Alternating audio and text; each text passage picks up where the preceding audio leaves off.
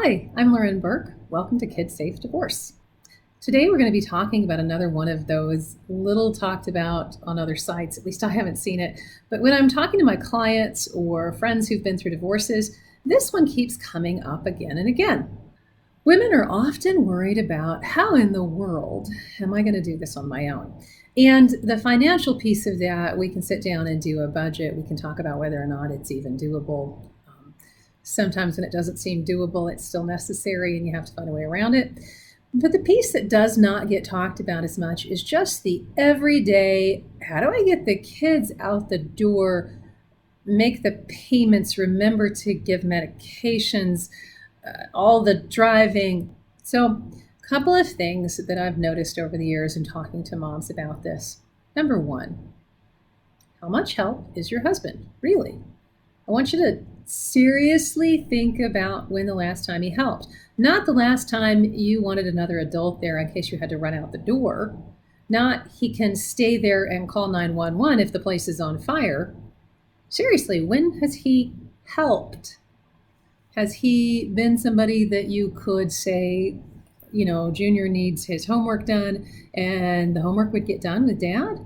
Has he been someone where you can say, we have to get 2 kids to the dentist today and one's got a doctor's appointment and Dad can take one of those and get that done? So in a lot of cases where I've got women who are terrified of doing it alone, I find that really they're already doing most of it alone. So first off, I try and get them to really assess, how much help is this? What kind of help is this? How easy would it be to replace? And I would really seriously think about, if you've got the kind of person who's willing and able to be that helpful, they're probably going to do that after you divorce them because they've got interest and investment in those kids. If you have maybe what's more typical, somebody who you beg them and they finally do 1 or 2 little things, yeah, they're probably not going to even do that after the divorce unless it's their time and they're forced to. They might do more because it's their responsibility when they've got the children on their time, but they're not going to be helpful. You will have to replace that help. Now, most women at this point are like, oh no. And then I'm like, but wait a second. Pretend he's not there. What happens? And if you pretend your husband isn't there, and you're happier and you have more energy and you think clearer and you get to make the decisions on your own, so there's a lot less time that goes into them and wondering if you can get them through the other person, and you just get things done faster. Okay, well, you're going to be able to do better without that person there. This is the one that I find again and again and again. If you've been living with somebody who second guesses your every decision, tells you you're always wrong, tells the kids you're wrong, talks about how you do everything so stupid. Okay, well, without him, without that person hanging over you saying all of that, you're going to be amazed at how much easier it gets. Like, wow, the emotional load has been really weighing me down, and now I don't have it. And yeah, different things happen. Now, this is not to say that your kids won't have to make some sacrifices if you get a divorce. In many cases, they will. There will be less activities. Most of the kids I see in my practice are over inundated with activities, so cutting back on that a little bit won't kill them. Also, they may have to do more around the house. Okay, there is a huge body of research on how doing more around the house and having chores and really knowing that you are a meaningful part of a family, not just, oh, here's our pet child.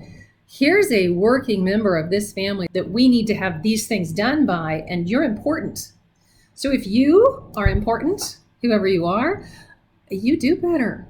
Think about how all of the verbal crap that you've probably been putting up with has made you feel. Well, imagine that you're a kid and you don't feel useful, and all of a sudden now you do. So don't overdo it with this, but do understand that giving your children some chores is actually good for them.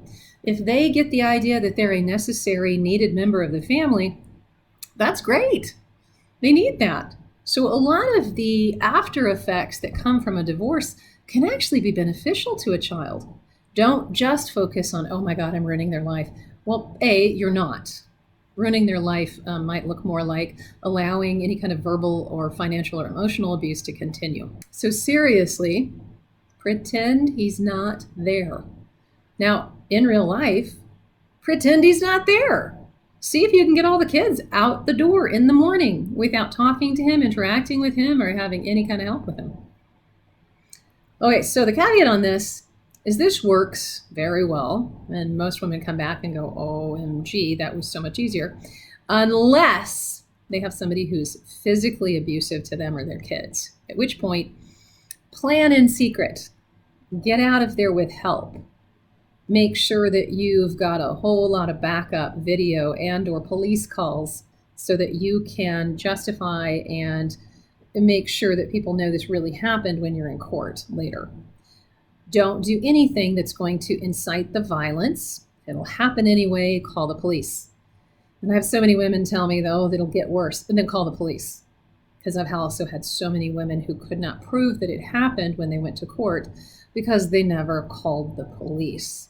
And your temporary safety is going to be a really high cost if you can't make sure that your children are safe from that person. So once again, in safer situations where the abuse is mental, emotional, verbal, financial, maybe spiritual, pretend he's not there. Literally, just get it all done and don't talk to him. See how it feels. See where you would actually need the help. Stop asking him. Just do it. In unsafe situations, pretend in your head, write it down somewhere, and then throw it away. Plan in secret, get out of there. If it's not safe for you, it's not safe for your kids either. And let me tell you, after 23 years of doing this job as a therapist, I have seen really horrible post-traumatic stress disorder, dissociative level of that from children who were forced to watch their mothers being beaten by their dads. This is not a safe situation for the kids either, even if he's not touching them. All right, I hope this was helpful. If you have any questions or comments, leave them below. Please visit me at the website. There's a lot more resources there. Like and subscribe, and we'll get you an email to let you know when a new video is up. Thanks very much. Have a blessed day.